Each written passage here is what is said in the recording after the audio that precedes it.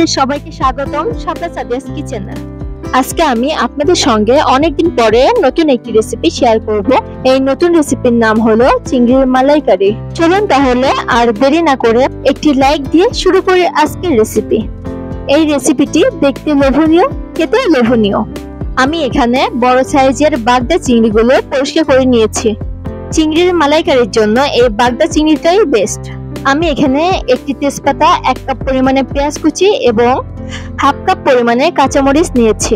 এখন আমি চুলায় একটি পাত্র বসিয়ে এতে আমি পরিমাণ মতো তেল দিয়ে নিয়েছি।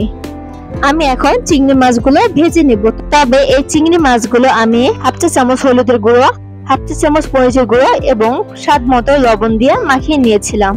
এখন আমি খুব ভালোভাবে এই মাছগুলো ভেজে নেব। এইভাবে চিংড়ির মালাইকারি করলে অনেক মজা হবে এবং যেই এই মালাইকারি টেস্ট করবে সেই আপনার প্রশংসা করতে বাধ্য।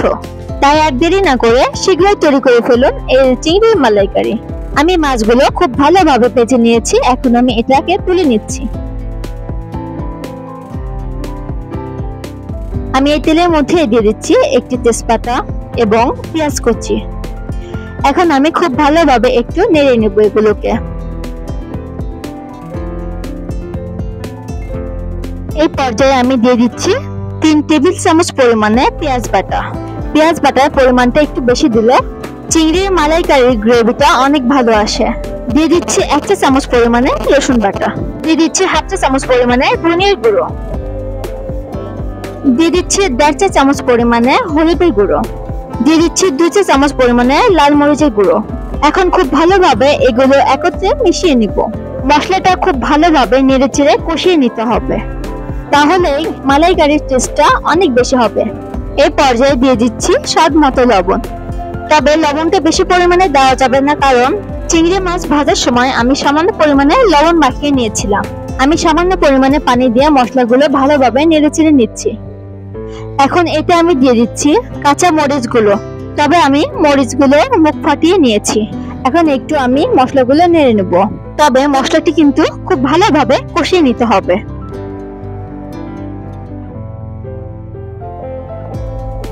এই পর্যায়ে আমি দিয়ে দিচ্ছি সামান্য পরিমাণে পানি। পানিটি দিয়ে আমি আবার ভালোভাবে নেড়ে দিব।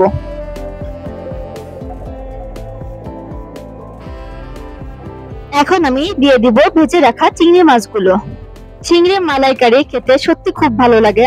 এই চিংড়ির মালাইকারি ভাত, পোলাও এবং পরোটার সঙ্গে খেতে খুব সুস্বাদু লাগে। আমার তো চিংড়ির মালাইকারি অনেক ভালো লাগে। আপনাদেরও কি আমার মতো খুব ভালো লাগে? কার কার ভালো লাগে এই চিংড়ির মালাইকারি অবশ্যই আমায় কমেন্টে জানাবেন। আমি এই পর্যায়ে দিয়ে দিলাম টক দই। চিংড়ির মালাইকারিতে টক দই ইউজ করলে মাছের বাজে গন্ধটা দূর হয়ে যায় এবং গ্রেভি ভাব তৈরি করে থাকে। খেতে অনেক জুসি হয়। আমি খুব ভালোভাবে এই মাছগুলোকে কষিয়ে নিয়েছি। যখন মাছের ওপর দিয়ে তেল ভেসে উঠবে, সাইডে কোনো মশলা লেগে যাবে না, তখন বুঝে নেবেন মশলাটি কষে গিয়েছে।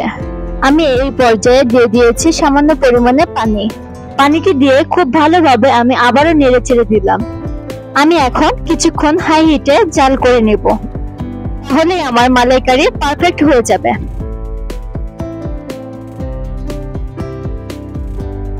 দেখুন আমার মালাইকারিটি হয়ে গিয়েছে। আমি এতে দিয়ে দিচ্ছি 1 চা চামচ পরিমাণে গরম মশলা গুঁড়ো এবং 1 চা চামচ পরিমাণে ভাজা জিরে গুঁড়ো।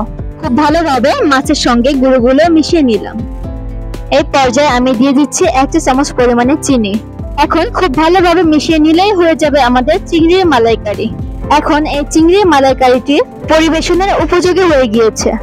আশা করি আমার আজকের এই রেসিপিটা আপনাদের ভালো লেগেছে। ভালো লাগলে অবশ্যই আমায় ভালোবাসা দিয়ে পাশে থাকবেন।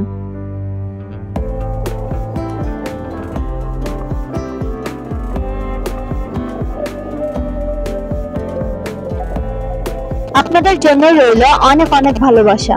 সবাই ভালো থাকবেন, সুস্থ থাকবেন। আসসালামু আলাইকুম।